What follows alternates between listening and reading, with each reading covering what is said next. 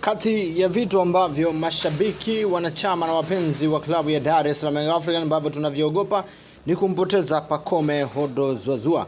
Lakini unamjua mchezaji ambaye klabu ya Dar es Salaam Young Africans wamemsaini? Unamjua mchezaji ambaye klabu ya Dar es Salaam Young Africans, viongozi, benchi la ufundi anawapa jeuri kubwa ya kuachana na Pacome Hodo Zouzoua kwa sababu ya swala la Majelana kutokuwa na consistency nzuri, hasa kwenye hilo swala la kuwa fiti uwanjani kwa kila mchezo. Klabu ya Young Africans wameamua kufanya vile na kufanya tofauti na vile ambavyo mashabiki, wapenzi na watu wengi wakifikiri kuona kinaweza kikaisaidia klabu ya Young Africans, na Young Africans wameona ni vema kuchukua njia ngumu ambayo inakwenda kuisaidia klabu ya Dar es Salaam Young Africans kwa kipindi kirefu, na bali si kwa kumtegemea mchezaji ambaye hana uhakika wa kucheza michezo zaidi ya 20 kwenye msimu mzima wa ligi kuu Tanzania bara. Twende tuzungumze moja kwa moja kuhusiana na mchezaji ambaye klabu ya Dar es Salaam Africa wamemsajili, na tuone uwezekano ambao huenda Pacome akaondoka au akabakia. Na wewe niambie kwenye comment hapo kuhusiana na swakata la Pacome kuondoka, unalizungumziaje? Unasema Pacome aachwe au habakizwe, hata kama analetwa mtu mwenye kiwango na mwenye uwezo bora zaidi ya kile ambacho Pacome Hodo Zouzoua amekuwa akitoa ndani ya kikosi cha Dar es Salaam Young Africans?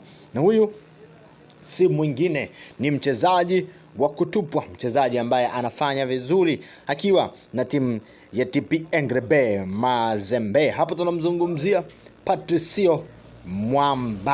Patricio Mwamba.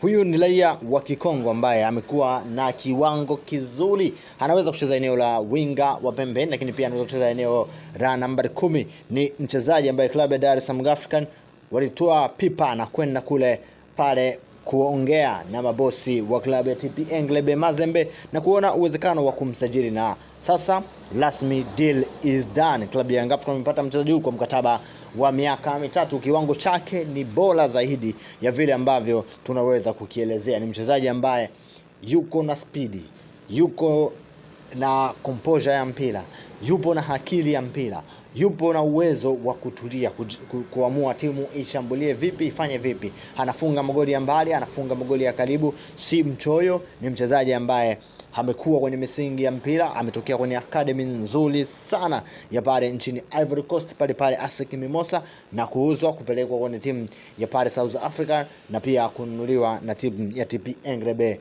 Mazembe. Ni mchezaji ambao wale wa Kongo walimnunua wakijua anakwenda kufanya revolution pale, lakini mambo hayakwenda sawa kama ambavyo ilitegemewa kwa sababu nyingi ambazo zipo nje ya uwezo wake, na ni sababu za masuala mengi ambayo yanahusu ligi kusimama, ligi kutokuwa na muendelezo mzuri. Lakini klabu ya Young Africans umeona ni bora kumchukua mchezaji huyu ambaye amefunga goli 16 msimu huu na ametoa assist 12. Hizi namba ukiziangalia ni namba ambazo utazikuta kwa wachezaji wawili wa klabu ya Young Africans, lakini yeye amezifanya kwa mchezaji mmoja, michezo michache. Ni mchezaji mwenye uwezo mkubwa. Usahau kusubscribe, tutakutana wakati mwingine. Asante sana.